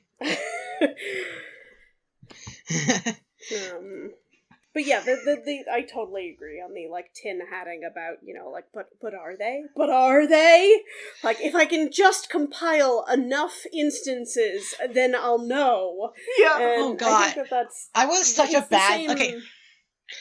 When I was in the classic rock fandom when I was younger, I was such a bad tin hatter. And I don't mean bad, like, bad at it. I mean, like, tin hatting was my existence, and I thought that shipping meant tin hatting. And it couldn't just be like, oh, it's kind of fun imagining these rock stars together. It's kind of hot. No, It meant, like, I gotta dig up all of this evidence about whether these two members of the Who might have actually been secretly together. Or at least they woohooed. And like, I kind of don't really do that as much anymore, because I've realized it's ultimately, like, it's ultimately pretty futile. Yeah. But, like, it used to be what I thought shipping was. Like, shipping and tin hatting were synonymous for me. Yeah. Being a Slash fan means being a conspiracy theorist. That's what I thought when I was younger. I was totally just like, okay, so I'll just be honest, like, there's the two members of the Who that I shipped when I was younger were John Entwistle and Keith Moon. And there is this video from recorded from a concert in the 70s where Keith Moon, like, gives, like, John Entwistle a quick kiss on the cheek. And nowadays I'm like, oh, that's kind of cute. But back then I was like, this is irrefutable evidence that they were secretly together. They must have been secretly together, because why would they kiss otherwise? Jeeth is real. Yeah. And now I'm like, oh, it's kind of cute, but we'll never know, and that's fine. That I was like that as well before The Man from U.N.C.L.E, I guess, because before that I only, like, shipped. I didn't even really ship fictional people. I was like, if it's canon, it's canon. If I like it, I like it, and that's it. But with The Man from U.N.C.L.E, I was like, I've got to collect all the evidence. Oh yeah, and I even fell into that when I first got into the fandom. And that's what I was doing for years before I realized that actually it doesn't matter. There there's no prize for like you don't unlock the secret ending where actually they kiss when you gif all the homoerotic scenes.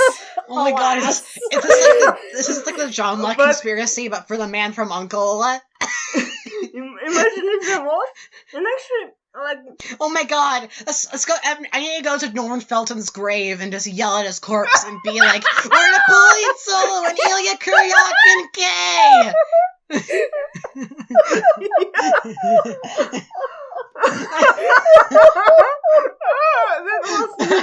That was me back in the day. Release the footage! So how did you get arrested, sir? I was screaming at a corpse.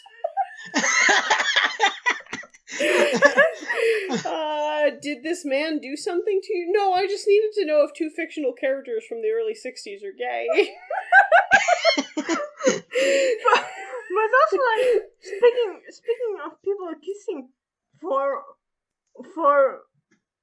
just like affection, not anything more, I think that many people actually kiss just to show that they are friendly. Not like friendly, but when you are performing, especially, you get really emotional, and it needs to have some outlet, I would say.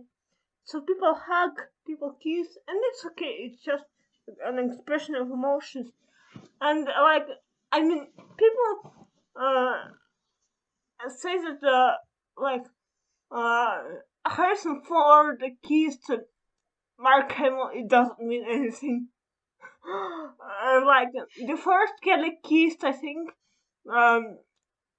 What was his name again? William Shatner. I keep wanting to call him James Kirk. I just can't remember his name again. I missed a piece of what you said, and because like the audio went out for a second on my end, and it sounded to me like you said that your first kiss was William Shatner. No. Yeah, it didn't go all the way through for me either. Like, I thought maybe you were talking about how, like, in Russia, like, there's, like, the fraternal kiss type thing that's, like, different, but, like, I think I kind of heard it completely wrong. I said, actually, that the first Kelly, I think, kissed William Shatner when they were filming Star Trek. And it's just a display of affection, right? I mean... Wait, who kissed William Shatner? The first Kelly, I think it was. Bones. Yeah. Wait, DeForest Kelly kissed William Shatner? Yeah. What? No, it was. I didn't know this. You broke Logan. Okay, I'm imagining the image. Like, I personally like do not like really ship like Kirk and McCoy. So like imagining that is just like I'm just kind of like, oh. Yeah, I mean it's cute. And that makes it's cute, but I'm not like, oh yeah, it's so hot.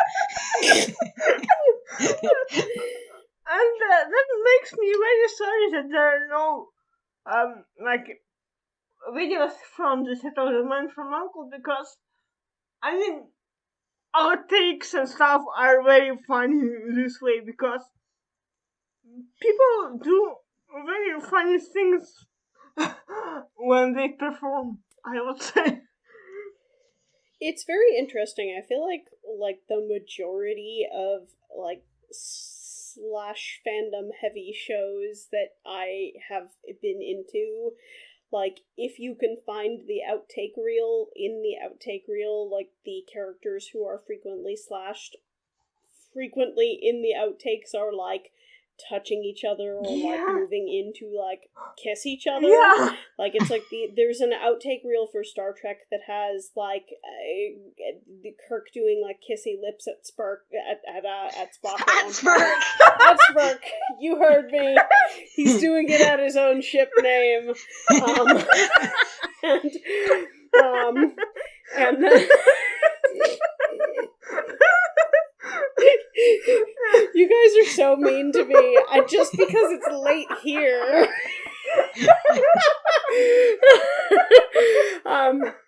And then, like, just thinking, like Starsky and Hutch has literally the two of them just, like, kissing each other on the cheek repeatedly. Yeah. And going in to attempt to have, like, full mouth kisses in the outtakes. Yeah. And then there's something similar in, like, the Due South outtakes as well. And, like, literally all of these shows that are, like, very slashy Yeah. have that happening. And so it's like, that all makes me think that the actors knew. Or at least they just really enjoyed working together, right? And they were like openly affectionate on the set, and that's why it's visible that they kind of like that they really like each other. Yeah, in this their shows. affection comes across in their acting. Yeah. And I let me be very clear, I'm not saying this in like a real people fic kind of way. I'm agreeing with you that it's like when you're friends with someone and like you care about them, if you then are told, okay, act like you're friends with them and you care about them, of course it's gonna come off as genuine. Yeah. And even not like real friendship, because you can feel affection towards people that you just work with, you know, when you are especially performing, because it's very heightened emotionally, I would say. And basically, if you have a good scene with an actor, you are gonna feel some kind of like an affection towards them, you know. If you I have like no ability to distinguish between different kinds of affection. oh. And so, like, I am But, not like, quite understanding this, like, you know, when you have coworker affection and other like, no, if I like my coworkers, they just become my real friends. but yeah, I mean, yeah, but like also sometimes when you play sports competitively or something like that, you work really well with somebody and you just feel fondness towards them. Yeah. Or when you're working on some kind of a project and they do something very clever and you're like, oh, I could kiss you, but it doesn't mean anything really. Haven't you experienced? Oh yeah, I've experienced that before. Like, actually, like, there's been times like where there's like someone at school does like something like they would do think like we have a group project and someone would think of something brilliant and I'm just like, oh my god, you're so brilliant for like a split second. Yeah, and I'm just that's like, what okay, I'm back to talking work. about. It's the same on the set of any production, I would say, because when people are working together, they get very invested in their work process, and if somebody works really well, they can get these impulses as well. So, you know, if you're performing music or acting, you are gonna have these moments with people you really vibe with, I would say. Oh yeah, which is like totally is like that's like that's a completely like that makes complete sense to me to why that clip of Keith Moon kissing John Entwistle on the cheek exists, because they're right on stage and they're right about to start a song, and it's just like all the emotions are running. Yeah, so it makes a lot of sense, and it makes me sad that there are no Man from U.N.C.L.E outtakes. Because oh, I know. Because I want to see this. And not in a shitty way, just because it makes me feel good, you know. Yeah, those kind of outtakes are just fun. Like, it's nice seeing the actors have a good time. Yeah, even in their later interviews, they keep touching each other and being very affectionate, I would say, because they clearly enjoyed working together. Yeah. Mm. I guess what I was sort of trying to say in terms of like it makes me feel like the actors knew. Like I'm not saying that like anything that they're doing has any meaning in terms of like actual romantic intentions, but more along the lines of like thinking about my relationship with like my own coworkers. Like I have some coworkers who are very like physically affectionate, and like we are aware that some of like our other coworkers are like, I ship it, and we're like, please don't. Yeah. But it's like we know that that is a thing that like people have suspected, or that like that's something that like people have at least brought up as a joke. So it's like just that level of awareness that comes with like I think a certain level of affection. Yeah. I mean, I hope they were aware of it, because otherwise it would be weird. Yeah. Mm. And I mean, you do hear that sometimes in interviews where, like, someone will bring up to an actor, like, did you realize that blah, blah, blah, blah, blah, blah, blah, this comes off as kind of like this character and this character are in love, and, like, an actor will blow up because they're like, what? That's not what I intended. Oh, dear God, how would you even say such a thing? But I feel like that's less common for TV series, probably because, you know, you're doing it for such a long time, you've got to figure it out at some point. Kinda, yeah. But also, some people don't really understand shipping, so I don't even know. Because yeah, I know there are a lot of people who just don't see relationships, I guess, in media. And then there's like those people that are like literally like they want to stay completely loyal to everything that's established in canon. Yeah. So any like ships that aren't like completely solid in canon, they're like, no. Yeah. But again, with the Man from U.N.C.L.E, there's no other ship that is like set in stone. So. Well, I mean, I guess it's like there was the whole thing last year, the year before. Oh God, no, this was like 2016. I have no sense of time. When the anime Yuri on Ice came out, like there were a whole bunch of particularly American fans who insisted that like actually like there was nothing going on between the two main characters because they did not like explicitly like kiss each other and say I am in love with you in a romantic way on screen. It's so weird. I mean, I've seen these people as well, and I also have seen people who don't ship the actual like relationship that were developed in the show, but come up with some weird ships and get really invested in them.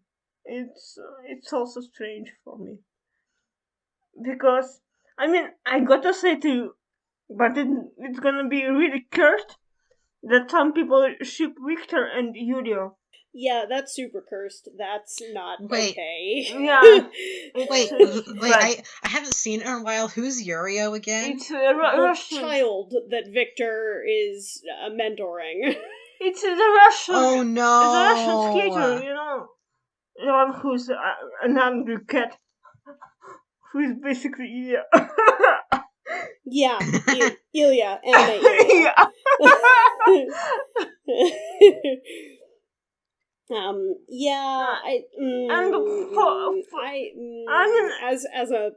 As a teacher that and very also much rubs me the wrong way. For me it looks like racism, I would say, because they can't ship Victor with Yuri, who is actually interested in him, I would say. I mean, it's... Yurio is Yuri Plisetsky. Yeah. I didn't know that. Yeah. I actually forgot that he had that nickname, so I was like, wait, is there some other kid? And like, Yurio is almost always shipped with Otabek, and it makes a lot of sense for me. Oh yeah, I see that. Yeah. I mean, they had a very interesting relationship in the show.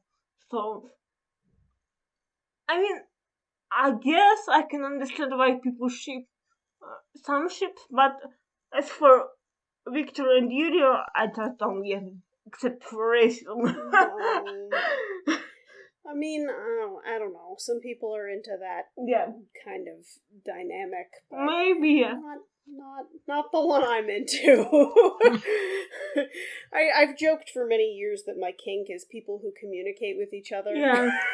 Oh, honestly, me too. Like good communication is my biggest kink.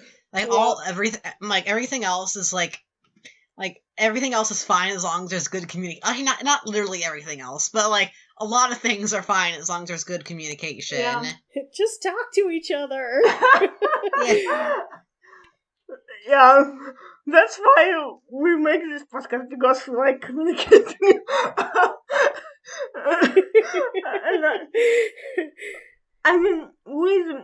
Speaking of Yuri on Ice, it's really funny writing fanfic for it, because they are, like, Yuri and Victor are from very different cultures, and they just don't understand each other most of the time. And it's so funny for me, because, like, Victor will do something and Yuri will absolutely misunderstand it. And for me it's fun, because I started thinking about it when I was thinking about the Man from U.N.C.L.E, because like in Russia it's more default, I would say, to express negative emotions, you know?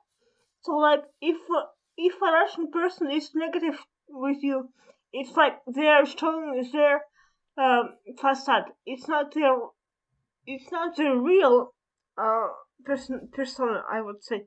So basically, and in Japanese and American cultures, it's the opposite. Like, if you see somebody being all polite with you all the time, it's their facade, you know.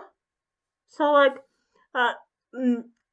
misinterpretation of these things is very interesting to me, because, like, if you come from, say, Russian culture and you interact with somebody from the US, and they behave like very positive towards you, you think that they are being real, but actually they might be just like showing you their outside side. I must say, there are many times where I am fake positive. Like, that's definitely a thing that I've done. But a Russian might interpret it as if you are being real, you know? Because for Russians, being positive is something you do only with people you know really well. And basically, for Americans, it's the opposite. Like, if you see a Russian being grumpy, you might think that they are being, like, very sincere and stuff, but actually they're just being like, they are trying not to show their real personality. So with Yuri on Ice, it's very funny, because in Japanese culture it's like in American in this aspect, but even more like contested, I would say, because, like, for me, I think it's interesting that when, say, Victor is being very kind towards Yuri thinks that he's actually not showing his real personality, you know? But actually, for Victor, it's like his most sincere feelings. Basically, it's very... Yeah, he's being like super vulnerable right from the very beginning. Yeah. Whereas, it's, you know, there's a reason for it. If you're listening to this thinking, what the hell is going on? Why are they talking about anime? You should watch it. It's good. Yeah, it's really and good. I'm not going to spoil why it makes sense that Victor is being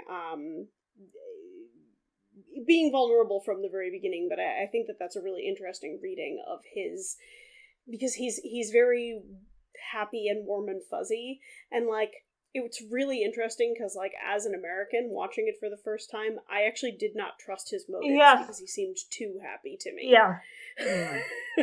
I was like, I don't know, this guy, he's just smiling about everything all the time. That seems suspicious to me. I bet that there's some, like, secret darkness underneath. No, there isn't. Yeah, he's just Russian. That's what I'm talking about, because for Americans and for Japanese people, it's like, he's hiding something. But for me... Yeah, exactly. For me, as a Russian, I just see him and I'm like, oh, he's being so, like, open about his feelings. Yeah. Yeah. You know, even though, like, there has been times where, like, I do have to fake my happiness, I genuinely am, like, I generally am a genuinely, like, happy, upbeat person, and it makes me so sad to think that some people might think that I'm, like, not to be trusted because of that, and I'm just like, oh, that's so sad to think. Yeah, so, basically, speaking of the man from U.N.C.L.E, when Ilya is being grumpy and stuff, it's his outside image, you know. When I write the man from U.N.C.L.E fanfics, I try to make Ilya really, like, open and positive when he is talking to an opponent in person, because he's more emotional and he can express his more positive emotions than when he's talking to other people. So basically, for me, writing Ilya as grumpy when he's like with an opponent, like what's it called? Tete-a-tete. Not tete-a-tete. Tete-a-tete is French, right? Yes. I mean, when he's with an opponent in person, when he's grumpy, for me, it's like he is not happy about something. He is trying to be protective of his real emotions. And with opponent, it's the opposite. When I write opponent in my fanfiction, I make him more sad. Like he is fear to express his more like negative emotions with easier than otherwise, because he's trying to be very bubbly and positive with other people, but with somebody he would really trust, he would show his like not darker but like more vulnerable side. So basically, yeah, I see it as very interesting points of cultural difference, and for me it's sort of fun playing with them, because it's like, it's not obvious, I would say, but at the same time, when you realize it, it's very interesting to play with. Yeah, I mean, it's like the broader scope version of, like, learning someone's love language. Yeah. Like, oh, you know, love language stuff makes me so warm and fuzzy. Like, literally, even when I read about love language, I'm like, oh. So yeah, basically, yeah, Ilya's love language would be very happy and stuff, and Napoleon would be like more sad, I would say.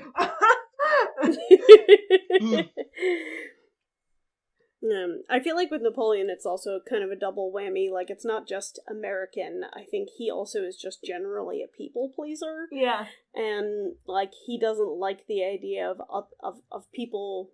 He doesn't like the idea of doing things that are going to make other people think about negative emotions. Yeah. That makes sense. That is another way that he is, I think, very much unlike James Bond. Yeah. I actually have no exposure to the James Bond movies. I've just only read a bit of one of Ian Fleming's novels. I've never seen a James Bond film, but I've read like the first chapter of Casino Royale.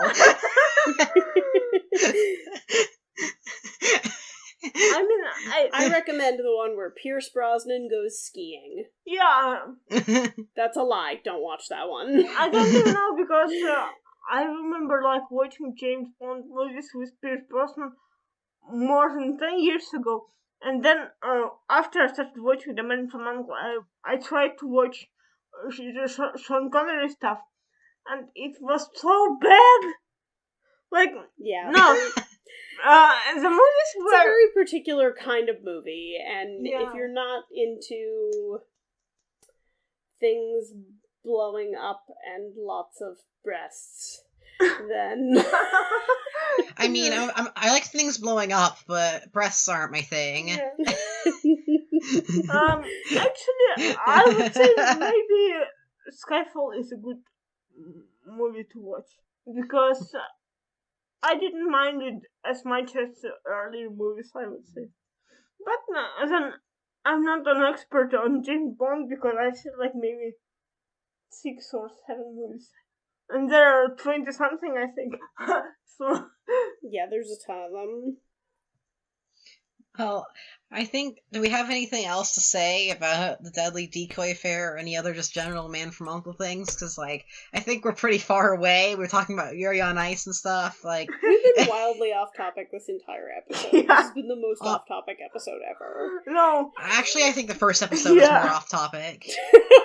The first episode, we barely talked about the episode, and then it was just like, oh, let's talk about, what is it called again? Like the sunken pit inside the 70s houses? The conversation pit. Conversation pit! And loft beds. Yeah.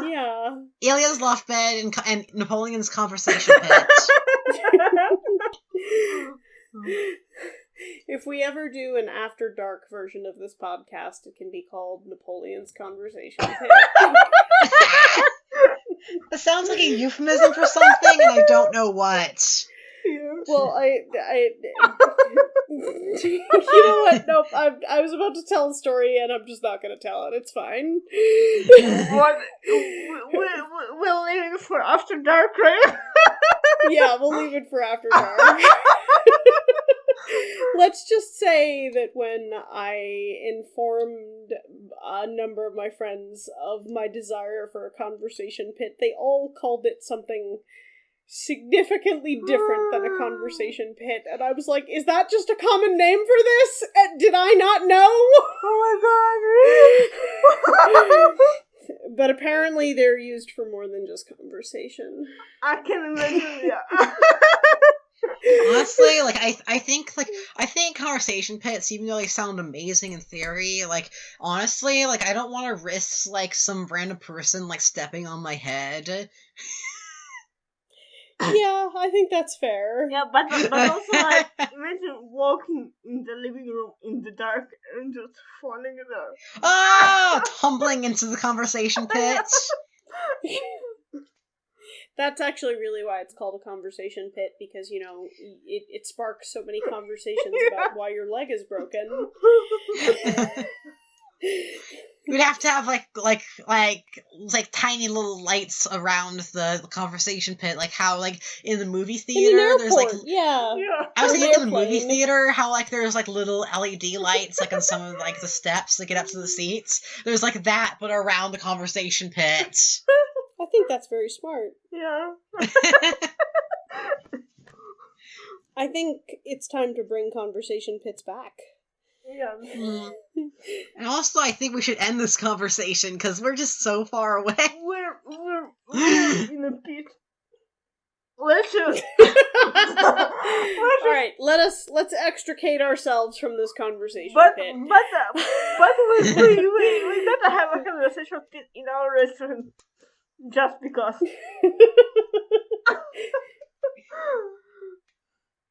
Imagine a restaurant of conversation. Like, no tables, just conversation pits. Imagine your whole house is a conversation pit. Just pillows endlessly all over your house. I have no furniture, only throw pillows. Alright. This has been a gas.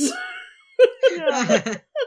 So, the next Totally tubular. Not the right era. I know. I'm trying to sound as absurd as possible. Well, I know at least one person who will enjoy this podcast because some people actually like when we just laugh a lot. Okay. So basically, next episode we will be talking about the Fiddlesticks Affair, and it's the first episode written by Peter Allen Fields, who is very well remembered in the Man from U.N.C.L.E. fandom, as I would say one of the cheapest writers there were. So you have something to look forward to. And All right. basically, Yeah. it was one of these episodes that cemented me in shipping upon an India when I was watching the show for the first time. And it's also the episode from which I got my nickname, namely the word nifty in the Nifty Cat. Oh, that's interesting. You won't. Yeah, because actually, I remember talking to, I don't think, if I were learning English, I think it would be a long time before I learned the word nifty. Yeah. But the idiot taught me this word very well, so basically. You will learn how it happened the next time. Okay. All right. I guess we should say bye. Signing off. Goodbye. Bye-bye. Bye.